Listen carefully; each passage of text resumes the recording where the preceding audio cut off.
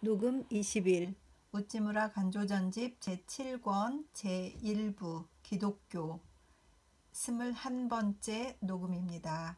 기도드리고 녹음하겠습니다. 주님 은혜를 감사드립니다. 세계대전 시대에 생애를 보내게 되신 우찌무라 간조 선생님이 그 시절에 얼마나 갈등하고 얼마나 신앙과 문화와 기독교와 크리스티애니티 사이에서 갈등하고 고민하고 울분하였는가 하는 것들을 절절히 느끼게 하는 글입니다. 하나님 아버지, 우리는 너무 평안한 시대에 살고 있어서 그렇게까지 느끼지는 못하지만은 이 리딩을 통하여서 그 심정을 읽고 우리가 바른 크리스찬으로 살아가는 것이 얼마나 중요한지 다시 한번 돌아보게 하여 주시옵소서. 리딩을 잘 할 수 있도록 인도하여 주시옵시고, 리딩을 듣는 어떤 한 분의 형제나 자매가 어느 시대에 살아가든 어느 시대에 살다가 이것을 듣게 되든 변치 않는 신앙의 선각자의 글을 듣고 그들의 영혼에 도움이 되기를 위해서 기도드립니다. 꼭 들어주시옵시고 잘 읽을 수 있도록 저에게 은혜를 베풀어 주시옵소서. 감사드리며 고맙고 고마우신 우리 주 그리스도 예수님 이름 받들어 기도드렸사옵나이다. 아멘. 기독교와 전쟁, 유럽 전쟁과 기독교. 이번의 유럽 전쟁은 기독교로서는 큰 타격이다. 이로 인해서 기독교에 대한 신임은 땅에 떨어져 버렸고 불교 및 회교가 기독교보다 훨씬 우수하다는 것이 증명되었다고 하는 말을 나는 최근에 종종 들어왔다. 나는 구미의 지식인들 가운데서 이번 전쟁의 진전 상황을 보다가 기독교 신앙을 버리고만 사람조차 있다는 말을 들었다. 기독교를 공격하는 사람들은 이 바람에 유난히 소리를 높여 말할 것이다. 정말로 나무는 그 열매를 보아 알 수 있다. 처참한 유럽 전쟁을 보라. 독일의 날뛰는 꼴을 보라. 이탈리아의 불신을 보라. 영국의 위선을 보라. 그들은 모두 저마다 기독교 국가로 자처하고 그것을 자랑하던 나라가 아닌가? 형제끼리 서로 물고 찢는 기독교 국가는 기독교 그 자체의 멸망을 말해주는 것이 아니고 무엇이냐고. 그러나 선교사들은 이런 말을 듣고도 대답할 말이 없다. 그들이 오늘날까지 부르짖어 오던 소위 기독교 변증론이라는 것이 그 밑바탕부터 뒤집혔기 때문이다. 바야흐로 큰 의문이 선교사들의 가슴 속으로 파고들고 있다. 기독교가 그 본고장에서 망해가고 있는 것이다. 그들은 하나님의 섭리는 이번 대전쟁으로 명백히 부정되고 말았다고 하는 독일의 석학 해켈의 말에도 아무 대꾸를 못하게 되었다.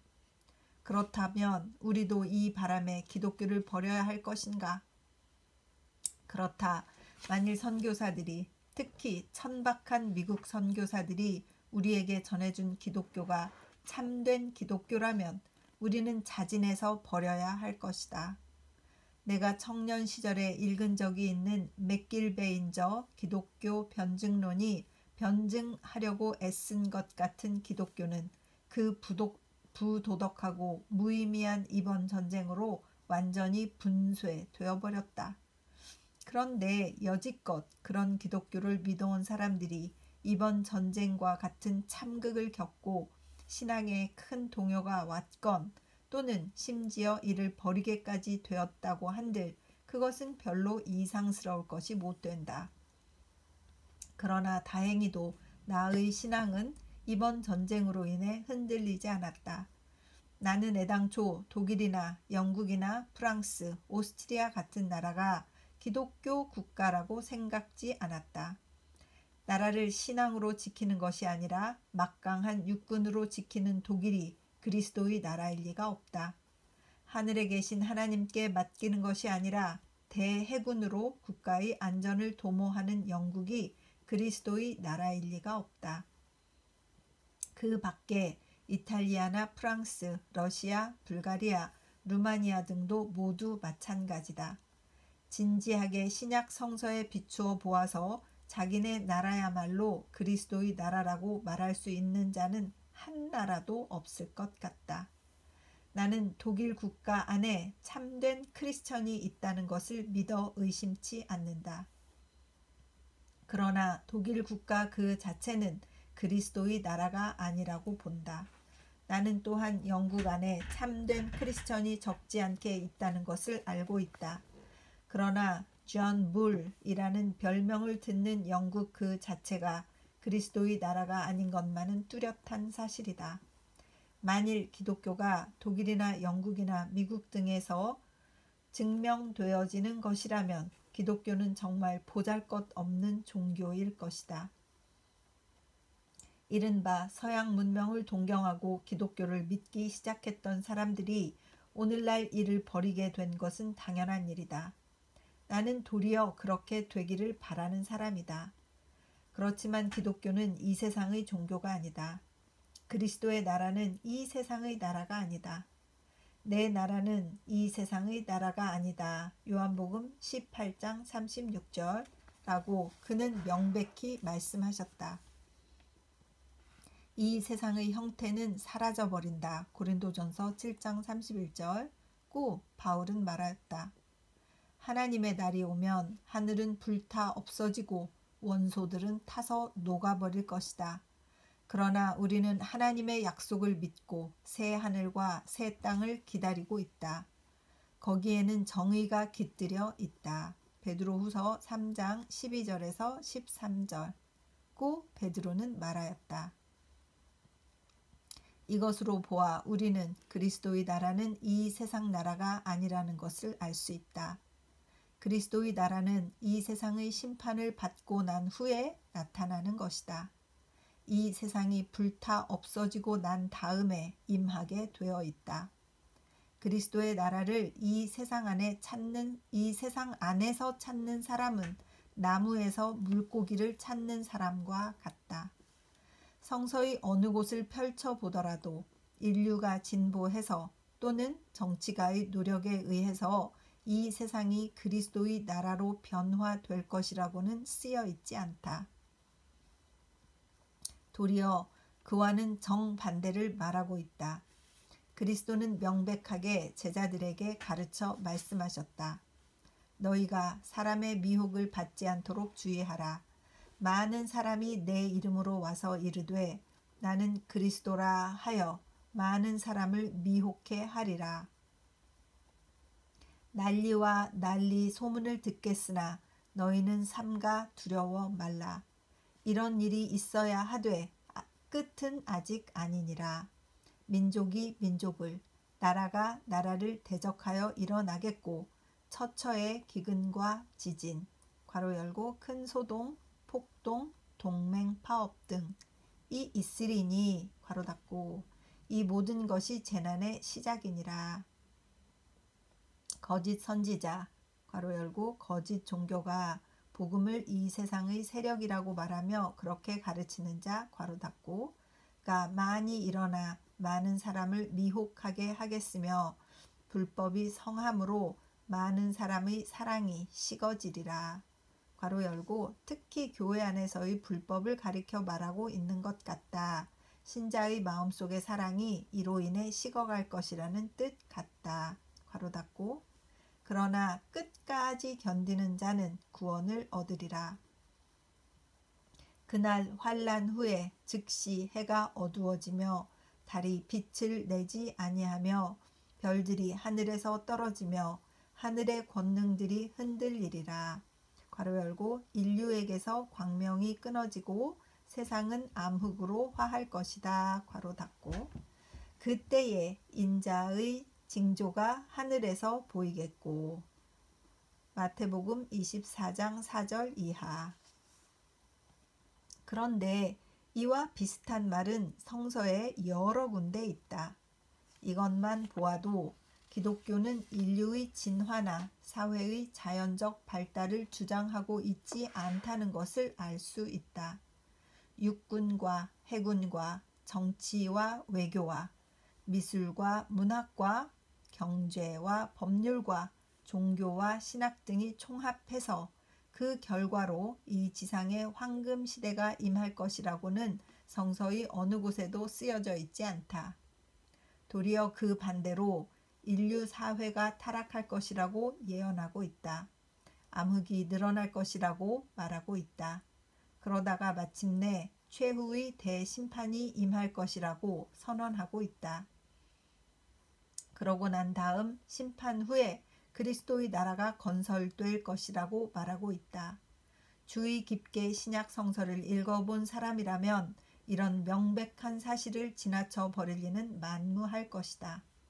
그런데 이상스럽게도 기독교회는 전부 이 사실에 유의하지 않는다.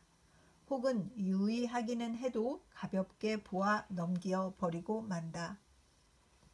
그리하여 다윈이나 스펜서나 헤겔의 말에 귀를 기울여서 사회 진화론을 주장하며 기독교도 역시 이를 주장하는 것이냐 가르치고 있다. 그러다가 이번 전쟁과 같은 것이 터져서 인류 진화설이 그 밑뿌리부터 뒤집히자 마치 기독교 그 자체가 뒤집힌 것이냐 착각하고는 크게 당황하고 풀이 죽어 자기의 신앙조차 의심하기에 이른다. 거짓 예언자들이 많이 일어나 많은 사람을 속여 넘길 것이다 라는 말씀은 바로 이를 두고 한 말씀이 아닐까? 그러나 그리스도의 말씀을 액면 그대로 받아들이면 이번 전쟁 같은 것이 결코 신앙의 걸림돌이 되지는 않을 것이다. 도리어 그 반대로 이 전쟁이 신자에게 큰 신앙을 불어 넣어주는 계기가 될 것이다. 너희가 난리와 전쟁 소문을 듣게 될 것이다 라고 하는 말은 지난 2년 동안의 신문 기사가 충분히 증명해 주고 있다. 민족이 들고 일어나 민족을 치고 튜턴 민족이 들고 일어나 슬라브 민족을 공격하고 라틴 민족이 들고 일어나 게르만 민족을 친다. 나라가 일어나 나라를 칠 것이며 독일은 프랑스를 쳐들어가고 영국은 프랑스와 힘을 합쳐서 독일을 공격하고 오스트리아가 세르비아를 앞에서 공격하면 불가리아는 뒤에서 공격한다. 지진과 소란이 곳곳에서 일어날 것이다. 이것은 문자 그대로다. 세상은 무법천지가 되어 많은 사람의 마음속에서 따뜻한 사랑을 찾아볼 수 없게 될 것이다. 독일과 오스트리아의 불법, 이탈리아의 불신, 영국의 위선, 불가리아의 무자비, 이 모두가 사람에 대한 사랑의 마음을 싸늘하게 만든다. 해가 어두워지고 달은 빛을 잃을 것이며 별들은 하늘에서 떨어질 것이다. 종교가와 철학자들이 합세해서 이런 무의미한 전쟁을 변호한다. 이것이 세상의 광명이 끊어진 증거다. 참으로 그리스도의 말씀이 그대로 우리 눈앞에 전개되고 있는 것이다. 이것을 볼 때 신앙이 일어나면 일어났지 사라질 리가 만무하다. 이번의 유럽 전쟁은 신약 성서의 산주석이다. 이번 유럽 전쟁이 과연 인류의 최후의 심판인지 아닌지는 모른다. 어쩌면 이것으로 끝을 맺었다가 한숨 돌린 다음에 이보다 더 큰 전쟁이 터질지도 모른다. 와, 지금 1차 전쟁 때인데 이때 진짜 2차 전쟁을 이렇게 내다보신 거예요. 좀 쉬었다가 한숨 돌렸다가 더 큰 전쟁이 터질지도 모른다. 그랬잖아요. 근데 사실 일본이 시작했잖아.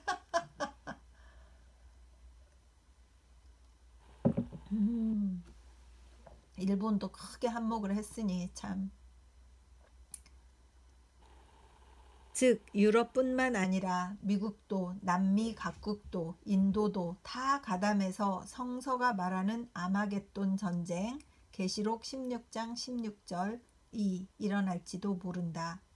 혹은 이번 전쟁이 확대되어서 그렇게 될지도 모른다. 그러나 두 가지 사실만은 확실하다. 즉 파멸이 곧 만물의 종말은 아니라는 사실, 그리고 파멸을 거치지 않고는 큰 광명과 큰 영광은 임하지 않는다는 사실, 이 두 가지 사실만은 확실하다. 그런데 만일 이 전쟁이 최후의 파멸이 아니라면 그것을 꼭 닮은 것이다. 이런 일이 있은 후에 성서가 말하는 만물의 부흥, 사도행전 3장 21절이 오게 되어 있다. 극도로 어두워진 다음에 새벽이 오는 것과 같다. 이것을 알고 있기 때문에 우리는 난리와 난리의 소문을 들어도 흔들리지 않는다. 이런 일들이 꼭 일어나고야 말 것이다 라고 하였다. 이런 일들이 없으면 최후의 큰 광명이 다가오지 않는다. 그러므로 이것은 큰 기쁨이 다가올 징조다. 이런 일들이 있은 후에 하늘에 인자의 표징이 나타날 것이다 라고 하였다. 신자의 큰 소망인 그리스도의 재림이 있게 된다. 일찍이 두 사람의 랍비 괄호 열고 유대교의 스승 괄호 닫고가 무너진 예루살렘의 옛 성터를 둘러보았다.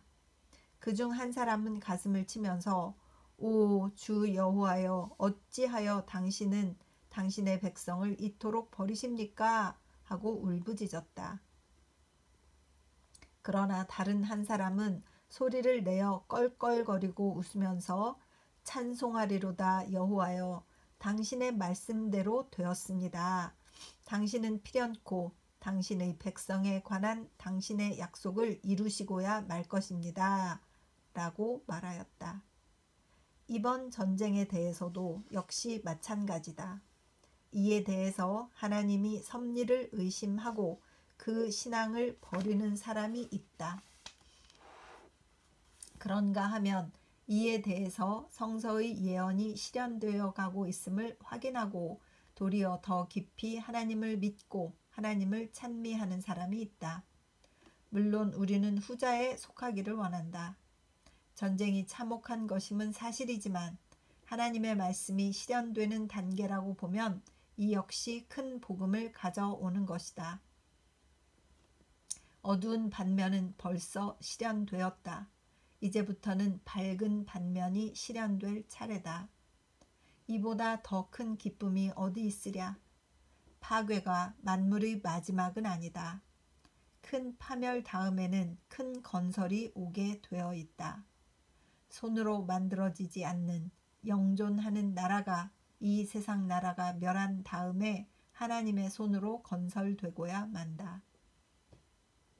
이와 같이 나의 신앙은 이번 전쟁으로 말미암아 깨어지지 않았다.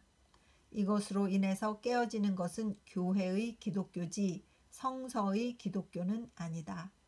그렇다. 성서의 기독교는 이번 전쟁으로 인해서 한층 더 튼튼해졌다. 그러므로 사라지거라 교회의 기독교여. 그대는 오랫동안 우리를 속여왔다. 그대는 이 세상의 일들을 가지고 복음을 증명해 주려고 했기 때문에 우리들의 신앙을 모래 위에 세웠다.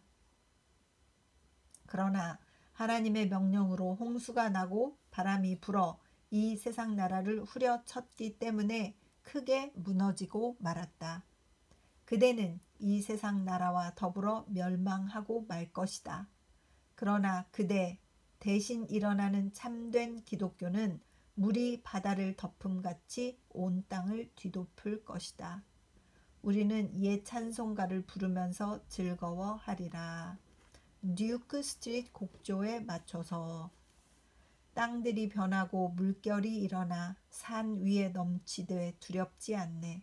하나님이 우리를 지키시도다. 1916년 8월 30일 루마니아가 연합국에 가담하여 오스트리아와 헝가리에 대해 선전을 포고하고 이로 인해 독일과 불가리아와 터키가 루마니아에 대해 선전을 포고했다는 보도가 전해진 날에 초 잡는다. 1916년 9월 성서지 연구. 얼마나 마음이 답답하셨을까 이런 생각도 들고 또 한편 하나님께만 소망을 갖는 크리스천의 태도도 또 눈에 보이고 그렇습니다. 계속 읽겠습니다. 기독교와 동양 문명. 나는 다윗의 뿌리요 자손이니 곧 광명한 새벽별이라. 요한계시록 22장 16절. 동방 박사들이 아기 예수를 경배하러 오다. 마태복음 2장 1절에서 12절. 마르다와 마리아의 이야기. 누가복음 10장 38절에서 42절. 불교는 동양인의 종교이고 기독교는 서양인의 종교다라고 하는 것은 가장 천박한 견해다. 두 종교의 성질로 미루어 보면 바로 그 반대가 진리다. 불교가 철학적인 서양인에게 알맞는 종교라면 기독교는 신앙적인 동양인에게 알맞는 종교다. 그러므로 불교가 동양인 사이에 존재하자니 그 본질을 바꾸어 순전한 동양 종교로 만들지 않을 수 없었다. 석가모니 자신이 아리안인인데 그가 짜낸 인생 철학은 종교라는 이름조차 붙일 수 없는 것이었다. 그런 것이 이른바 태국이나 버마나 일본 등지에 유행하는 불교가 되었다고 하는 것은 이상하기 짝이 없는 일이라 아니할 수 없다. 서양에 들어간 기독교가 서양화한 것은 어쩔 수 없었다 하더라도 그 본질만은 잃지 않고 여전히 남아 있었다. 그 점에 있어서 기독교의 저항력은 불교보다 훨씬 높았다는 것을 인정하지 않을 수 없다. 기독교는 서양 문명의 색다른 분자로 남아 있었는데 또 불구하고 불교는 동양 문명을 대표하게 되도록 동양인에게 동화되었다. 불교에 비하면 기독교는 훨씬 끈질긴 종교라고 말하지 않을 수 없다. 세계 인류에게 동서의 차별이 있음은 부인할 수 없는 사실이다. 하나님이 사람을 남자와 여자로 만드셨듯이 인류를 동양인과 서양인으로 만드셨다.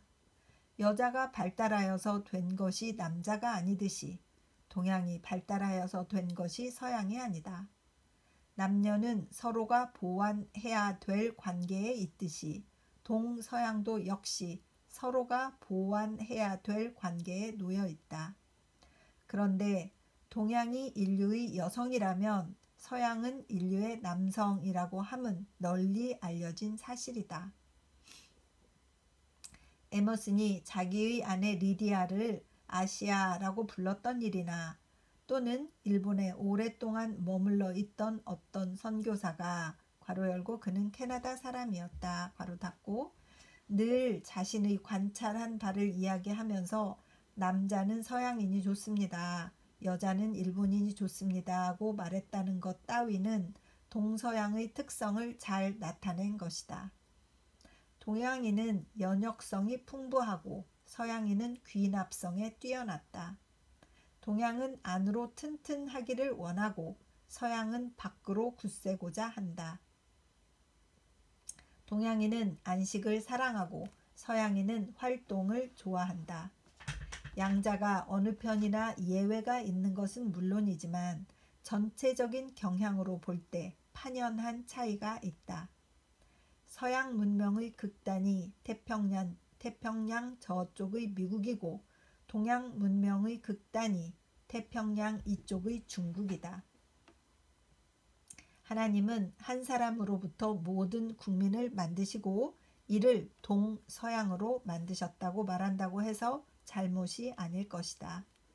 그런데 성서에 나타난 기독교가 여성 또는 동양성이 농후하다는 것은 어느 누구도 눈감아 버릴 수가 없다. 성서는 초반부터가 가정의 역사였다. 아브라함과 이삭과 야곱 등 이른바 열조는 모두 가정의 사람들이었다. 이스라엘 사람들이 가계를 중요시한 것은 가정의 기초를 튼튼히 하기 위함이었다. 예언자들의 이상은 국민 각자가 평화로운 가정에 머무는 일이었다. 이런 이상을 가장 밝히 그려낸 것이 이사야서 32장 15절 이하다. 18절에 말하기를 내 백성이 화평한 집과 안전한 거처와 종용히 쉬는 곳에 있으려니와. 큰 국가를 이루어 국위를 온 세상에 떨쳐보자는 것이 아니었다. 백세에 죽는 자가 아이겠고 그들이 가옥을 건축하고 그것에 거하겠고 포도원을 재배하고 열매를 먹을 것이며. 이사야서 65장 20절 21절 라는 것이 그들의 이상이었다. 그런데 예언자들의 이러한 이상이 바로 동양인 전체의 이상임을 부인할 수 없다. 국가주의나 제국주의는 결코 동양에서 일어난 주의가 아니다. 동양인은 전체가 집에서 논밭을 갈며 평화로운 생애를 보내고자 한다. 영국의 문인 로버트 스커트가 호전국이라 불리워지는 일본에 와서 그 국민이 대개가 무엇보다도 평화를 사랑하는 농민들임을 보고 놀랐다고 한다. 중국에 비록 전쟁이 끊일 날이 없다지만 그들 중 대다수는 전쟁에 아무런 흥미를 갖고 있지 않다. 각자 자기의 생업에 종사하면서 전란 가운데서도 평화로운 생애를 누린다. 서양인은 말하기를 가정, 즉 홈은 서양 기독교 국가의 전유물이고 이교 국가에서는 볼 수 없다고 한다. 그러나 과연 그럴지는 큰 의문이다. 가정을 성결하게 하는 데에 그리스도의 임재가 필요하다는 것은 나 역시 인정하는 바이지만, 그러나 즐거운 홈이 서양 이외에는 없다고 하는 것은 지나친 편견이라고 생각한다. 서양인은 일본을 가리켜 어린이들의 파라다이스라고 말하지 않는가? 즐거운 홈이 없는 곳이 어떻게 어린이들의 낙원이 될 수 있겠는가? 서양에서는 배우이자 극작가였던 존 하워드 페인이 지은 홈, 스윗 홈이 가장 아름다운 가정의 노래로 인정하고 있다지만 동양에서는 이보다 더 좋은 가정의 노래가 얼마든지 있다. 영국의 중국 학자 H.A. 자일스의 설에 따르면 도연명이 지은 귀거래사는 중국에서 첫째가는 가정의 노래인데 그 섬세한 정서는 서양 문학에서도 볼 수 없는 것이라고 한다. 서양은 마르다이며 동양은 마리아다. 예수는 마르다보다도 마리아를 더 사랑하셨다. 로마를 대표하는 헤롯이 아기 예수를 죽이려고 하였을 때 동방박사 3사람이 보물상자를 가지고 가서 그에게 경배하였다. 예수는 빛나는 새벽별이다. 동방의 빛이다. 동양이 예수의 빛으로 비추일 때 참된 문명이 일어날 것이다. 1927년 11월 성서지 연구. 기독교와 일본. 오늘날 가장 요청되는 것. 오늘 이 회장에서, 그래서 여기가 무슨 뒤에 보면 여름 강담회 강연 가운데 하나, 제2회에 여름 강담회가 있던 중에 하신 연설인 것 같아요. 오늘 이 회장에서 예정대로 여러분과 대면하게 되어서 반갑기 그지없다. 독립잡지 일에 성서지 연구라고는 하지만 거의 혼자서 꾸려왔고 친구들의 협조가 있었다고는 하지만, 그러나 내가 오늘날까지 취해왔던 방침이나 신앙의 성질로 보면 몹시 고독한 자리에 있었다고 하는 것이 바로 본 견해일 것이다. 이러한 고독한 일개 잡지의 편집자가 주최한 강담회에 이렇게 많이 원근 각처에서 모여들었다는 것은 전적으로 하나님의 은혜이므로 나는 나 자신의 책임이 중대하다고 느낌과 동시에 감사의 기도를 드리지 않을 수 없다. 개회에 이르게 되기까지의 일의 진행을 돌이켜보면 여러 가지 염려되는 점이 없지 않았다. 가장 염려되었던 것은 회합 장소를 어디로 정할까 하는 것이었다. 작년에 강담회의 보고가 잡지에 실리고 난 다음부터 계속해서 금년에도 개최해 달라는 요청이 쇄도했기 때문에 한편으로는 반가우면서도 다른 한편으로는 몹시 염려스러웠다.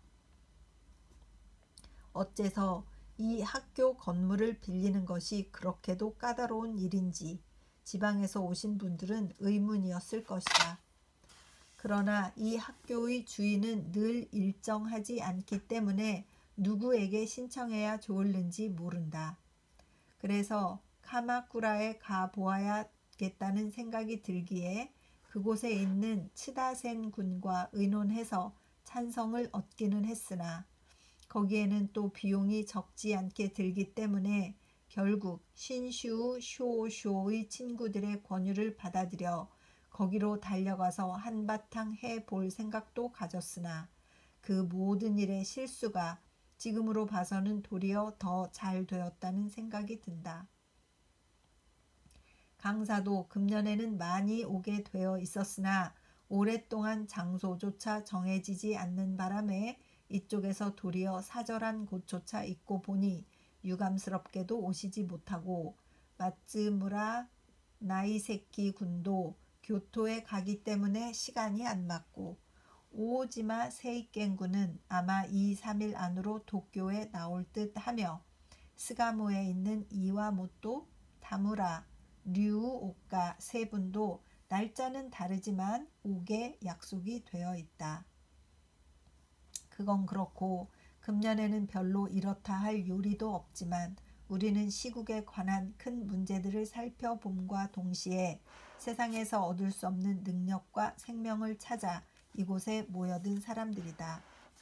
그렇기 때문에 크롬웰 시대의 사람들이 하나님의 은혜를 받지 않고는 이곳을 떠나지 않겠다고 외치던 것처럼 우리도 우리 생애 중 한 큰 변화를 체험하지 않고는 이 회에서 물러가지 않겠다고 하는 비장한 결심을 가지고 기도와 성서 연구에 임해야 되겠다. 작년에는 첫날에 프로 크리스토의 페트리아에 관한 이야기를 하였다. 오늘은 이 말의 뜻을 어떻게 해석할 것인가? 그리고 오늘날 우리나라의 상태 및 우리 동포의 마음가짐은 이 말을 어느 만큼 받아들이는 데까지 와 있는가 하는 것을 잠시 생각해 보고 싶다. 우선 마태복음 16장 처음 몇 절을 읽어보기로 하자. 바리새인과 사두개인들이 와서 예수를 시험하여 하늘로서 오는 표적 보이기를 청하니 예수께서 대답하여 가라사대 너희가 저녁에 하늘이 붉으면 날이 좋겠다 하고 아침에 하늘이 붉고 흐리면 오늘은 낮이 굳겠다 하나니 너희가 천기는 분별할 줄 알면서 시대의 표적은 분별할 수 없느냐? 악하고 음란한 세대가 표적을 구하나 요나의 표적밖에는 보여줄 표적이 없느니라 하시고 저희를 떠나가시다. 짧은 문답이기는 하지만 이 말씀 가운데에는 여러 가지 뜻이 포함되어 있다. 바리새파 사람들과 사두개파 사람들, 이들은 오늘날의 이른바 속인들이다. 그들은 예수의 권능을 시험해보기 위해서 세상이 어떻게 될 것인지 하늘의 표징으로 우리에게 알려달라고 질문하였다. 그래서 예수는 즉시 너희가 날씨는 분별할 줄 알면서 어찌하여 때의 표징은 알지 못하느냐 하고 반문하셨다. 그리스도는 그들을 아주 싫어하였다. 죄인은 용서하고 그들에 대하여는 조금도 가차가 없다. 아침에는 아침 노을이나 또는 흐리는 것을 보아서 오늘은 비가 올 것 같다고 말한다. 위선자들아, 너희는 날씨는 분별할 줄 알면서 때의 표징은 분별할 줄 모른단 말이냐? 이 한 절을 바로 이대로 오늘날의 사회에 적용할 수 있다. 즉, 오늘날의 시대를 알기 쉬운 것은 아침 하늘이 붉거나 또는 흐린 것을 보아서 오늘은 비가 올 것이라고 짐작할 수 있는 것만큼 쉬운 일이다. 단도직입적으로 말하면 그것은 곧 인심의 부패다. 신문 기자들도 이렇게 말하고 잡지 기자들도 이렇게 말하고 도덕가나 정치가, 대의원, 의사, 창사꾼들도 모두 이렇게 외친다. 우리에게 이상은 있으나 인심이 부패해 있기 때문에 아무 일도 할 수 없다는 것이 일반 인사들이 공통된 탄식이 아닌가. 이에 대해서는 아무도 이론을 내세우지 못할 것이다. 오늘날에는 광산 사업도 진흥했다. 상업도 길이 트였다. 새 저서와 새 잡지들이 표지도 당당하게 나타나고는 있으나 그런데도 불구하고 인생에게 소망이 있다고 하는 소리는 어디를 두들겨 보아도 나오지 않는다. 절망 속에는 큰 소망이 깃들여 있으므로 이야말로 곧 기쁨 중의 기쁨이라는 것을 갈파하는 사람은 단 한 사람도 없다. 어깨 너머로 전해 듣고 남의 흉내 삼아 말하는 사람은 나왔다. 그러나 그의 인생관에서 참으로 이 세상은 번민과 초조 속에 살다가 죽으면 그것으로 그만인 것이 아니라고 하는 신앙을 가진 영웅은 생각건대 한 사람도 없다. 인심의 부패, 큰 실망, 큰 비관, 이것이 이 시대의 특징이 아닌가. 아침마다 짤랑짤랑 종을 울리며 신문 배달부가 달려오기에 무슨 좋은 소식이라도 있는가 하고 펴보면 언제나 변함없이 큰 실망뿐이기에 아 하고 탄식하면서 신문을 내동댕이 치곤 한다. 뉴스를 보고 나면 하루 종일 불쾌하다. 나쁜 일은 씻지 않는다고 하는 신문도 역시 마찬가지다. 그다지도 소망과 기쁨을 주는 언론과 문장이 부족함은 도대체 그 원인이 어디에 있는가? 이는 바로 4,500만 동포들의 가슴 속에 소망의 빛이라고는 털끝만큼도 없다는 것을 의미하는 것이 아닌가? 많은 사람들 가운데는 음악도 있고 미술도 있고 친구도 있다.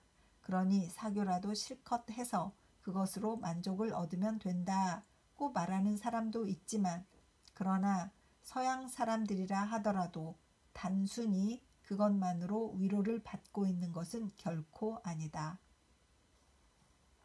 음악이나 미술의 원천은 우리들의 마음 속에 있다. 하늘 높은 곳에서 그 무엇이 마음속에 깃들여서 즐거운 생각이 떠올랐기 때문에 그것이 곧 입으로 말하는 음률이 되기도 하고 또는 손끝에 닿아서 아름다운 사물이 그려져 나오기도 하는 것이다. 그런데도 요즘은 가는 곳마다 이런 생명의 원리가 결핍되어 있지 않은가? 이를 상세하게 논하기 전에 서너 가지 실예를 들어 때의 표징을 되풀이 설명해 보고자 한다. 우선 첫째로 금년의 대규모 전도다. 친구의 말을 들어보니 저번에 벌어졌던 대규모 전도만큼 활기를 띤 것은 없었다고 말하지만 그러나 이 전도가 목사의 새 진리 발견이나 신도들의 회개 같은 데에서 일어난 것이 아니라 말하자면 세상은 어떻게 되는가? 돈과 의리가 양쪽에서 공격해 오니 견딜 수가 없다는 자연적 요청에서 남에게 뒤질세라 하고 사람들이 몰려든 것이기 때문에 이는 전혀 사회 전체가 실망 속에 잠겨 있다는 증거다. 둘째는 만조보를 발기한 이상단에 관해서인데 이 역시 큰 세력으로 그 발기회의 상황 같은 것을 보면 대단히 성황이었다. 그 가운데에는 의외의 인물도 덜어 있었던 듯 하지만 그들도 사회의 부패상에는 완전히 손을 들고 실망한 나머지 들어온 사람들인데 요컨대 현 사회가 얼마나 정신적인 기갈에 허덕이고 있는지 얼마나 새 사물에 접하고 싶어 하는지를 이 두 예만 보아도 금방 알 수 있다. 또 나는 다른 방면에서 사회의 부패를 목격하였다. 그것은 곧 저 코오도쿠 사건이다. 그러나 나는 타나카 세이조의 군의 대를 물려받은 사람이 아니다. 또 코오도쿠 사건 자체만을 위해서 그 사건을 들추고 있는 것은 아니다. 이것은 곧 코오도쿠 이상가는 큰 문제요. 국민 전체에 관련이 있는 큰 문제다. 성서 연구에는 간접적인 일일지 모르지만 그러나 매우 긴밀한 관련이 있다.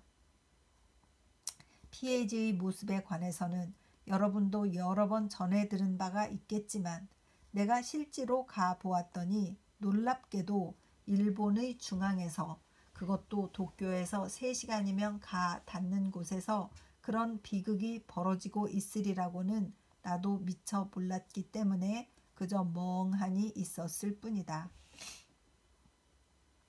일본에서 유일한 옥토에서 이집트의 나일 강가의 토지에 비길 만한 곳에서 그것도 몇만 정보라고 하는 넓디 넓은 땅이 완전히 황무지가 되고 말았다는 것은 정말로 다시 없는 큰 비극이 아닌가. 지면은 10년 동안이나 그런 채로 내팽겨져 있다. 유력한 인사들도 자기네 눈으로 보았다. 그런데도 손을 써보려는 사람은 없다. 아니, 손을 써볼래야 써볼 도리가 없는 판이니 이것이 더 기막힌 현상이다. 만일 이런 사건이 영국이나 미국에서 났더라면 그것은 참으로 국가 사회의 중대 문제였을 것이다. 3년이나 5년이 못 가서 틀림없이 전쟁이 터졌을 것이다. 그런 숨길 수 없는 죄악, 일반 사람이 보통 눈으로만 보아도 알 수 있는 죄악에 대하여 치료 방법을 뻔히 알고 있으면서도 이러지도 저러지도 못하는 오늘날의 사회는 그 생명의 원천에 어딘가 큰 고장이 생겨서 그 때문에 치료의 힘을 잃고 있는 것이나 아닐까? 한 개인의 문제나 가정의 문제나 사업상의 문제나 다 마찬가지다. 병의 원인은 알고 있다. 치료법도 알고 있다. 그런데도 이를 치료할 힘이 전혀 없으니 슬프다. 우리가 종종 도둑에 쫓겨 전력을 다해 도망치려고 해도 어쩐 일인지 도망칠 수 없는 괴로운 꿈을 꾸는 적이 있지만 꿈이 아니라 우리는 실제로 지금 그런 형편에서 서성거리고 있다. 어제 저녁에 가정을 개선하는 방안에 대한 강연을 해달라는 부탁을 받았지만 개선 방안은 이제 남김없이 다 털어놓았다. 단지 중요한 것은 그 방안을 움직이는 motive power, 곧 전기, 전류다. 어떻게 하면 기계가 움직이는가? 그것은 다 잘 알고 있다. 그러나 큰 발전소가 있어서 거기에서 전기가 흘러나오지 않으면 아무 소용도 없다. 기계를 움직이는 힘, 악을 뱀처럼 미워하는 힘, 기꺼이 선을 실천하는 힘, 우리의 소원은 바로 이런 위대한 힘을 얻는 일이다. 아시오 도호고쿠 사건의 문제도 결국은 일신상의 문제이자 국가의 문제다. 그런데도 피해 당사자에게나 사회에 아무런 힘이 없다는 것은 지금 새삼스럽게 말할 필요도 없다. 그러므로 우리가 지금 구제 방법을 강구할 필요는 없다. 방안의 모색은 학자나 박사들에게 맡기면 그만이다. 우리는 다만 방법보다도 그 방법을 사용할 수 있는 능력이 아쉽다. 오늘날의 일본에는 갖가지 기계들이 갖추어져 있다. 여기서 기계라고 하는 것은 반드시 쇠나 나무로 만든 것만 가리키는 것이 아니다. 법조문, 명령, 신학교, 주일학교 같은 것도 역시 하나의 기계에 불과하다. 며칠 전에 한 청년에게서 편지를 받았다. 뜯어보니 저는 하나님을 믿고 싶으나 아무리 해도 믿을 수가 없습니다. 무슨 좋은 수가 없을까요? 하는 문의 편지였다. 중국의 유교도들은 마음속의 죄를 벗어날 도리를 찾아 입으로 수양, 수양 하고 부르짖고 있지만 기독교의 도의로 말하면 따로 노력이나 수양을 할 필요가 없다. 다만 우리는 더러워진 우리 몸에 새 생명을 받아들이기만 하면 된다. 우리가 성서를 연구하는 목적은 바로 여기에 있다. 새 사회 개선 방안을 강구한다든가 성서 문학을 사회에 제공하기 위함이라든가 하는 것이 우리가 목적하는 바는 아니다. 우리는 비록 미약하지만 이 목적을 높이 내어 걸고 전진함으로써 일본이 요구하는 가장 필요한 것을 이 모임 가운데에서 발견하고 싶은 것이 우리의 소원이다.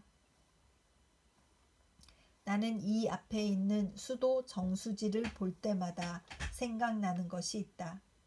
그것은 무엇인가 하면 도쿄 사람들은 날마다 여기서 보내주는 물을 마시면서 목숨을 부지하고 있다. 그런데 만일 이 저수지 속에 독약이라도 넣는 날이면 도쿄 사람들은 금방 다 죽어버릴 것이다. 그러므로 이것은 도쿄 사람들의 생명의 물이다. 이와 마찬가지로 우리가 하는 작은 잡지, 성서지 연구도 하나의 수도 정수지가 되지 않으면 안 될 것이라고 생각한다.